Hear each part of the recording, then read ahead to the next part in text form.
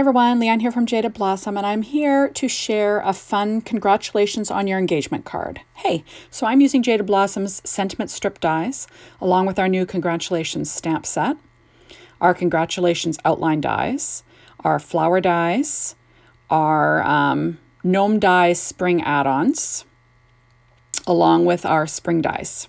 And I'm using our stitched oval dies and our scalloped oval dies. There we go. I'm also using Echo Park's paper. It's called Just Wedding. It's a 6-inch pad. So I'm using a landscape card, which is 5.5 by 8.5 inches, scored at 4.25 to give a landscape A2 size card. And I cut a piece of pattern paper 1/8 of an inch smaller, and that will be my background. I also cut out scalloped and stitched oval dies. The stitched oval was 4.25 by 3 inches roughly, and the scalloped oval is 3.75 by 5 inches. That doesn't make, yeah, that makes sense. Okay, sorry guys. And I ran those all through my Gemini machine. So right now I am going to be stamping that congratulations sentiment onto acetate. That is our, what is it called? The Judkins embossable acetate. And I'm stamping that on ink on 3s, juicy ink, using my Misty, just because I like to stamp it a couple of times when I'm stamping on acetate. I did use my powder tool first, generously. There we go. And then I'm using Brutus Monroe's Alabaster embossing powder.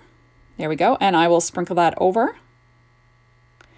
And I'm using a coffee filter just to, catch all my extras. Catch all that powder. There we go.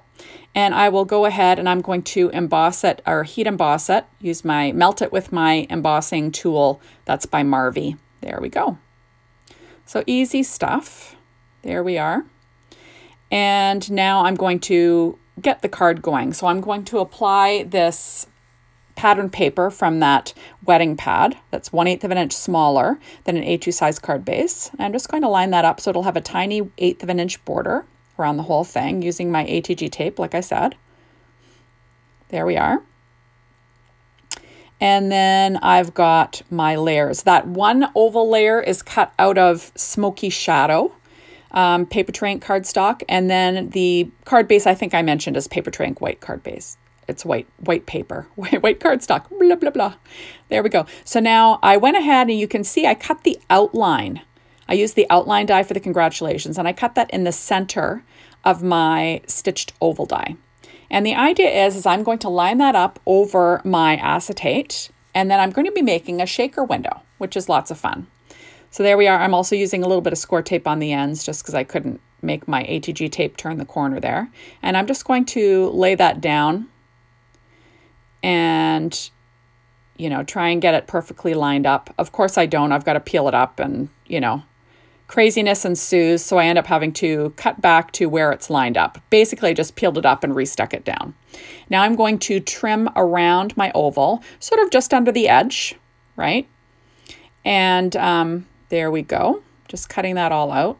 And it's going to give me a nice see-through shaker window for the word congratulations, which I think is lots of fun. It's kind of a fun little take using Jaded Blossom's sentiment dies with their outline dies, right? So it's kind of fun. Got my Teflon bone folder, which I used to make my card base with my Martha Stewart scoreboard. So I went ahead and I cut that outline die through, that is some, what is that? That's that paper tray ink Smoky Shadow cardstock again. And I cut it out of the stitched oval die, or cut out using the same stitched oval die.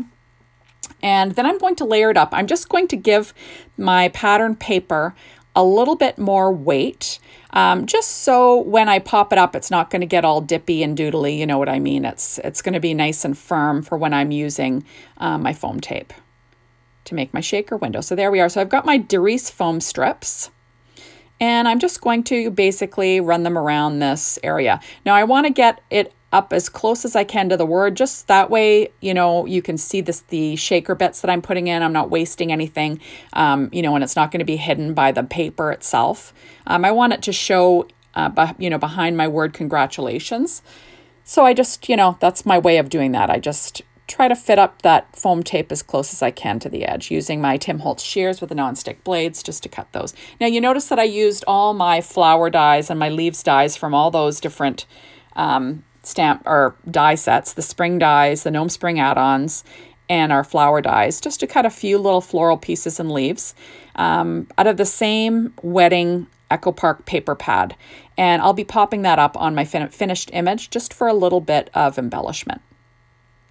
So there we go. I'm just, filling it in as best as I can with all of that foam tape. Now, this was from our last release. I just love these sentiment stamp sets. I just think they're fun, and you can make your sentiment say but whatever you'd like because there's so many different choices. And that's why I chose a congratulations on your engagement. It's a fun little card to send out to someone, or if you're going to an engagement party, something like that. Okay, now I'm using Cartwright's Moonshine Sequence in 4mm, 5mm, and 3mm. And I'm just going to put some of each in my little shaker pocket there, my little shaker spot. There we go. And I liked that they're not colorful, they're see-through, and that way, you get the glitter from them, but they're not kind of taking over what's going on in the card, like it's not drawing your attention away from the shaker itself. There we go. I cut another scalloped oval. And there we go, sandwiched, and everything is fine. So now I'll be able to put my card together. So I cut paper using my scalloped oval die, and I told you what size that was, and I'm just going to pop that down onto my card base, lining it up. I'm actually standing up to do this because I have to stand right over top to line things up. Now I'm using my ATG tape, and I'll apply it to the back of my little shaker there, and I will pop that down right in the center. So it's lots of fun. Look at that. So now this could be for anything, but I love the wedding paper for this congratulations on your engagement. You could have said on your wedding, right? Or, there's so many different things you could say. You could pull out an old set and say on your anniversary, right? So now I am popping down. Now that is from our flower dies. And then that piece is from our spring dies. There we go. And I'm just going to pop that down with some art glitter glue. And I'm popping my flowers up with Stampin' Up! Dimensionals. There we go.